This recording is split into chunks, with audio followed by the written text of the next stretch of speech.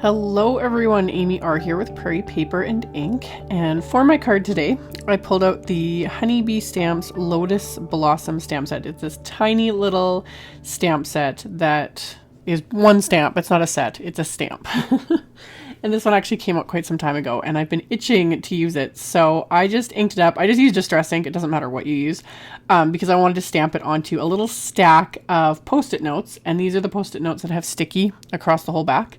And I have a stack of 4 here. So I just stamped it out so I have my outline, and then I'm just going to trim these out with my little detail cutting scissors. And by having them stacked like this, I'm getting them all cut in one pass. Saves me a ton of time and effort. I don't mind taking the time to cut masks, but I get really frustrated if I have to cut multiples of the same one. So this just saves a ton of time because I can do it all at once. So I went around the stamp lines. When I cut my mask, I cut either right on the line or right inside the line. If you cut outside the line, you're going to end up creating like shadowing when you're masking your images and whatnot. So I did that, and then I have some distressed watercolor paper here with the smooth side up, and I'm using the new MFT Extreme Black ink because I just got it. So far it's great. I've only used it this one time, so I can't like do a comprehensive review or anything like that. But inking up my stamp with this ink, and then I stamped it once, masked that off, stamped it 2 more times, and then I'm going to mask those off. Whatever you stamp first, that is the image that's going to appear in the front. With this sort of image, being so busy with all the petals and that, you don't notice it as much as you do with simpler images or different styles of images, but the masking definitely makes things look a lot cleaner. Otherwise, all these petals are going to be overlapping. So I just did the masking, and since I had so many, this was really quick and easy to do. So I just stamped a cluster of them along the lower right corner of this piece of watercolor paper. And this is the A2 size, so it's 4 1/4 by 5 1/2. So after I was done all my stamping, I'm just going to peel off those masks, and I'm going to save those masks. I just stick them to the back of the backing sheet and keep it in the package with the stamp. So the next time I go to use this, I've got all those masks and can reuse them. So I'm using those distress inks for my watercoloring here. I'm just smushing them onto my little plastic palette. And I chose the pink and the purple because I want to mix them together to create a slightly different shade of purple. So that's Spun Sugar and Shaded Lilac. And then I have Peacock Feathers and Chip Sapphire. And before I even got to adding the color, I'm just adding clean water first and going well outside the lines of all these images. This is something I picked up from... It was Kelly Lativola that does this. I channel her a lot when I do stuff like this, but I'm not near as funny and I'm not near as skilled. Her watercoloring just blows my mind constantly.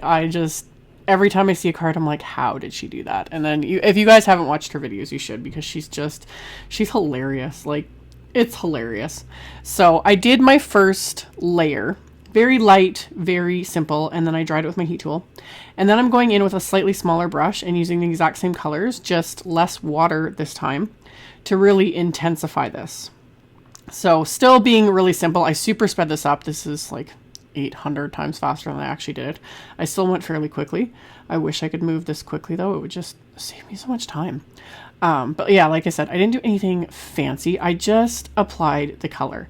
And then sometimes I would just dampen my brush with water and kind of pull it out a little bit to soften it here and there. But I wasn't really following any rules. You know, people ask me sometimes like how to add the shading, where to leave the lighter areas.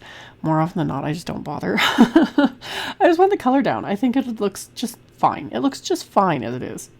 So I was kind of jumping around so that each area would have a little bit of time to dry. But again, using images like this and doing, you know, letting the colors bleed out in the beginning, etc., you get that wiggle room so it doesn't have to be perfect. And shockingly, I totally forgot to add splatter. I was thinking of it as I was doing it. I was like, oh, gotta pull out my Copic Opaque White, gonna do some splatter. Totally forgot. I thought about adding it in the end, but I left it. It's kind of bothering me, but I didn't add any splatter. So set it all aside to dry. And then I die cut some light purple cardstock using the Honeybee Smile wafer die. And then I found some purple glitter cardstock that went really well with those colors. So of course I die cut that and stacked that on top, and I'm adhering everything together with my multi-medium matte adhesive. And then I just grabbed a scrap of black cardstock. I always just leave scraps like this just sitting on my desk because I use them all the time. Like and it's almost always for like stamping and embossing sentiments. So I use my anti-static powder tool, and then I'm using the coordinating Smile stamp set, which is another one of Honeybee's fabulous buildable stamp sets where you can build a million different sentiments. This one's a mini one compared to their ginormous like 6x8 sets with the tons of sentiments. So I chose a sentiment I wanted to use, and I inked it up with Versamark ink, and then I heat embossed it with white embossing powder. And then after I removed that anti-static powder, I held up the die cut sentiment because trying to figure out how wide I wanted to cut this banner. And then I'm going to trim this down with my Tim Holtz paper trimmer here. And then while I had this out, I decided to trim off about half an inch, about half an inch off the side of this watercolor panel, because I couldn't resist also adding this new black and white pattern paper. It had to happen. It had to go on this card. So trimmed out a piece of that. And then my card base is the same purple cardstock that I used to die cut the sentiment. So I'd cut that to 4 1/4 by 11. So I'm scoring it at 5 1/2. So it'll be a top folding A2 sized card.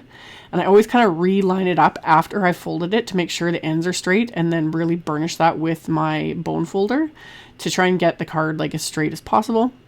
And then I trimmed the sentiment on the black cardstock there, just trim the ends off with my scissors. And then I'm going to adhere that with my little Xyron tape runner here. So I'm going to adhere that to this little panel. I'm going to flip that over and cut off the piece that's hanging over the edge.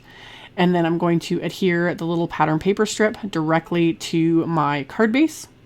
And I had considered popping up the watercolor panel with some foam tape, but ended up deciding not to, and decided to adhere it flat to the card. So once I had my pattern paper adhered, I trimmed off the piece hanging over as well. And then I'm going to apply that same adhesive to the back of my little watercolor panel. And if it had warped more, it didn't really warp much at all, thankfully.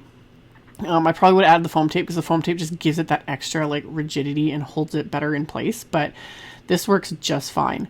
So I adhered that to my card front, and then I'm going to adhere this sentiment with that same multi-medium matte adhesive. I just add little dots of it, and then to the thicker areas I just add a little thin line. And I prefer the multi-medium matte because if it does ooze out at all, it's going to dry matte. You're not going to see it. So got my adhesive on, and then press that onto my card front. Same with the little dot to the eye there. I'm going to just add a little dab of adhesive just directly. I find with little things like that, it's easier to add the adhesive directly to the card front and then bring the item to the card. Same with like little embellishments and whatnot. So after I had got all the front almost done, I'm going to use another sentiment from the Smile stamp set. And before I got to that, I decided to ink up that Lotus stamp again. And I'm just inking it up with one of the distress inks and stamping out the inside of the card. Distress inks aren't the greatest for stamping. You especially notice it with solid images. These inks were not made for stamping. They're more for techniques and watercolor and direct to paper and all that fun stuff. But for something like this, I don't have a problem with it. It doesn't need to be perfect because it's just gonna, dry and just look nice, and just it gives the inside a little extra something. So I stamped the sentiment with that same black ink. And then to finish off this card, I pulled out the Honeybee Rainbow Rhinestone mix. These all have like almost like a mirror backing to them, so they're just really pretty. So I just kind of sprinkled them rather liberally on my card front, and then I'm just picking them up with my little jewel picker and pressing them into place after applying a little bit of that multi-medium matte adhesive. And I find with my jewel picker, more often than not, I kind of have to roll it almost because sometimes it's too sticky. But I find if I roll it off the embellishment as I'm pressing it into the adhesive, that seems to work. So that's all for today. As always, check out the description box below the video. There will be links to the blog post and links to all the supplies used. So if you're interested, check that out below the video. Thank you all so much for joining me today, and I hope to see you all very soon in another video. Bye!